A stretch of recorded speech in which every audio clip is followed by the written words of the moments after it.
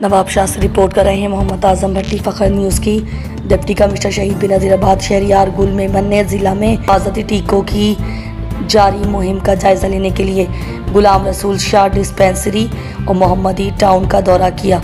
इस मौके पर डिप्टी कमिश्नर शहरियार गुल मेमन ने डिस्ट्रिक्ट हेल्थ ऑफिसर को हिदायत देते हुए कहा कि ज़िला में हिफाजती टीकों की जारी मुहिम के काम पर खुसूसी तवज्जो देकर मुकर्रर करदा टारगेट के तहत तमाम बच्चों को हिफाजती टीके लगाए जाएं ताकि बच्चों को मुख्तलिफ बीमारियों से महफूज बनाया जा सके। डिप्टी कमिश्नर ने तमाम वालिदैन से अपील करते हुए कहा कि ज़िला में जारी हिफाजती टीकों की मुहिम के दौरान अपने बच्चों को करीबी सेहत मराकज़ से हिफाजती टीके ज़रूर लगवाएं ताकि उनको बीमारियों से महफूज बनाया जा सके।